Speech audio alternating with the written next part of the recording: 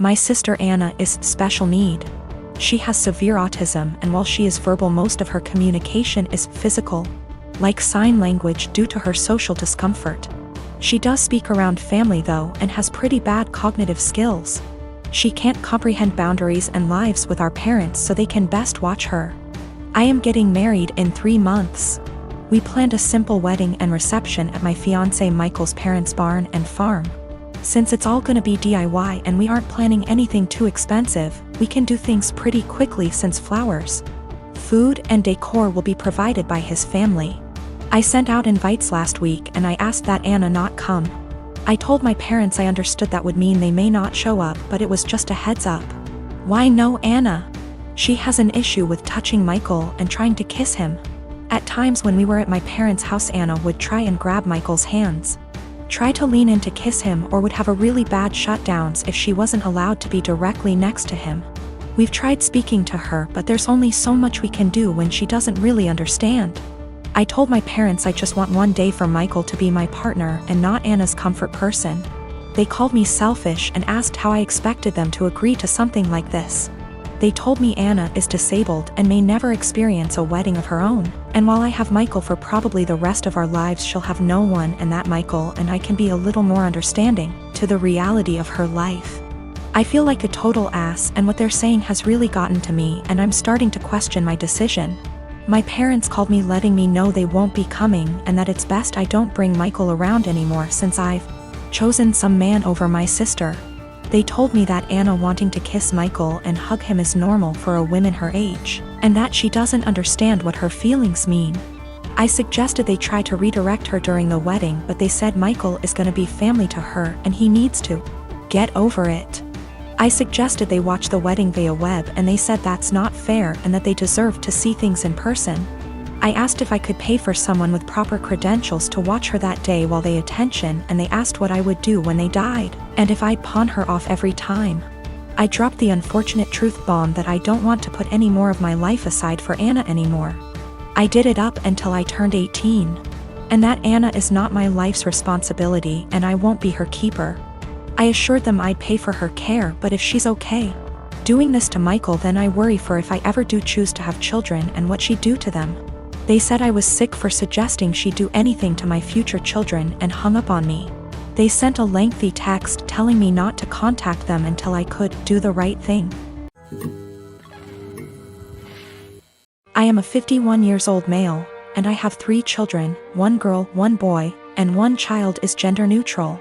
My son Eric is the oldest, Eva is the middle child, and Charlie is my youngest.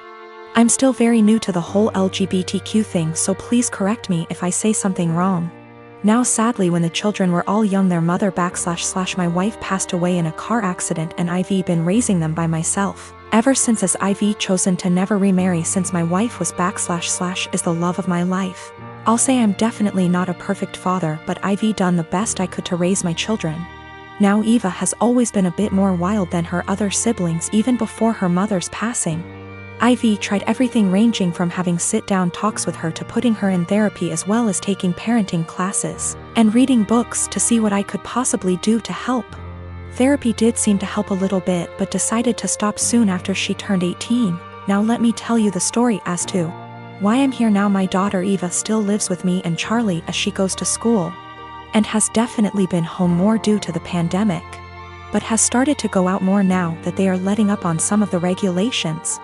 Now I was out getting dinner with an old high school buddy of mine when I get a panicked call from my son, who had been at my house hanging out with his siblings. To summarize what he told me, he got into an argument with Eva and Charlie sided with him. Eva became very volatile and even called Charlie a slur, which is a big hell no for me. So I headed home and tried to calm everything down. I told Eva I didn't care about what they had been arguing about, and that she wasn't allowed to disrespect Charlie or Eric like that. Me and Eva ended up now being the ones to start arguing, but I soon shut it down when I realized it wasn't gonna help. I forced her to apologize and took away her car privileges until she could learn to respect her siblings, and I thought it was the end of that. Well, the next morning after work I ended up coming home and finding scraps of papers all over. At first I didn't get it, but then soon found out that she cut up about half a dozen letters her mother had written me when I was much younger. I was livid. I know it was her because I have a couple cameras in my house. I just walked into her room and told her to get out. She was smug and rolled her eyes, but then I yelled, "Get the out of my house," and she realized I was serious. She was crying and screaming, but I had felt sorta numb at that point, and she left with a friend of hers. But now I feel like I was being too harsh, but I wanna stand my ground. She did know about the cameras, but they're really just there for my dog. I have a lot of family members. I come from a religious community that doesn't believe in the public school system and tends to have a ton of kids. I have an older sister, Julia, a stepbrother, Ron, a stepsister, Molly, a half-brother, Joe, and a half-sister, Lucy. Growing up, all of us were homeschooled. This involved a lot of neglect, lack of textbooks or seasonally appropriate clothes / shoes, unheated house, and sometimes physical abuse. I lived mostly with my mom, but spent weekends with my step-family. Both houses were dysfunctional. My stepmom used to have a severe problem with alcoholism, although she's been better in the last few years. Ron is my best friend and I would be lost without him. We've supported each other through years of hard times. And we discuss a lot how our lives could have been different if we'd been sent to school or generally had a more healthy home life. Obviously, we don't want the same thing for our younger siblings. And don't want to see them struggling in minimum wage jobs while trying to study for a GED the way we're doing. When I went to visit him recently, I found that my stepmom had gone out of the country for an entire week and left the youngest two at the house. Ron and Molly both work. Molly hasn't been doing any homeschooling for about 2 years and are out of the house for most of the day and night.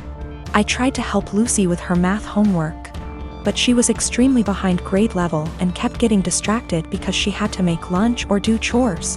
Joe spends all day in his room playing video games and gets no guidance from anyone. I tried to as gently as possible get him to do some reading, but he doesn't understand how serious the situation is. And obviously is having too much fun to care. So I called CPS and reported educational neglect. And obviously everyone knew it was me. And Ron told me that stepmom said I wasn't welcome at the house anymore and to never contact any of them again. Molly is extremely mad at me. She blocked me on Facebook and doesn't have a cell phone where I can reach her. Julia, who somehow heard about all this despite living across the country, also blocked me on Facebook and reported my Facebook as impersonating a celebrity. Facebook deleted it, generally making everything harder. This stings even more because I'm already estranged from my bio mom over my religious beliefs. I now have no family members left, besides Ron, thank bejeebus, who want anything to do with me. I feel like I make enemies everywhere I go. Ron has been saying for years that he can't call CPS, and I guess this is why, but at least he doesn't blame me. He suggested that I try to talk to stepmom once some time has passed, but I would have no idea where to begin. I have been with my wife for 10 years now, and she always has had this habit of making me look bad with our finances. Whenever anything regarding spending money comes up, she will always say how broke we are and she doesn't have the money to do this or buy that. The thing is, we are doing well financially. We have decent jobs and combine our salary is roughly $125K / year. As of today, our net worth is more than $1 million but less than 2. I had saved / invested a lot before getting married, so I gave us a good head start. I control the finances / take the lead, but we both agreed to living a very modest life. We both have our cars from college, for example, Honda and Toyota. She knows everything about our finances because at least once a month I go over it with her every time I deposit money in our investment accounts or our kids' college funds. For banking, we have an emergency fund and I budget everything else to go straight into investments. We basically stay right at $10,000 in our bank savings account and $500 in our checking account after bills. Most of the time there is more than $500 in our checkings, but once I pay our CC each month, I then move anything extra. We always use the CC, so it's not like we only have $500 to spend. Our CC limit is $25,000. A few months ago we had dinner with her friends and they talked buying a new car. My wife said something like, "I wish I could get a new car, but I'm always broke after paying the bills." We still have our college cars. Wife does not want a new car. She will go on to talk about if she had money what she would want to buy, and it always makes me feel ashamed. This "I'm broke" story has been happening for years. When we were driving home, I asked her about. She understood we have the money, but it's how she feels because her bank account is always low. I said I can increase our budget or keep more money in our bank if she wants. Since we are doing well, I'm okay with spending more. She said no and again was happy with our finances. I explained that when she says we are broke, it makes me look bad and I feel ashamed. It's as though I can't provide for the family and / or I am bad with money. She doesn't see it that way. The same conversation has come up numerous times about us being broke. Recently, I reminded her numerous times it makes me feel and look bad in front of friends and family. I told her if she keeps saying stuff like that, I will reveal that we are doing well with money. I gave her a few reminders I'd eventually do this, but she kept going with the "I'm broke" story. At a dinner with her sister and parents, the same "I'm broke" story came up. I piped in and said, "It's weird to hear a millionaire say they are broke." My wife said, "I'm not though." And I quickly say, "We are millionaires and you know that. We go over our finances every month." Well, the "I'm broke" story stopped after that and the night went on as usual. A little later, the same thing happens with her friends and I use the same line. Now my wife is mad at me for using that line and revealing roughly how much money we have. She said it seems like I'm gloating. I say it's better than making me look like I'm running us into the ground financially. I'm pretty open to us spending money and I don't restrict her spending. She has the CC to spend money monthly.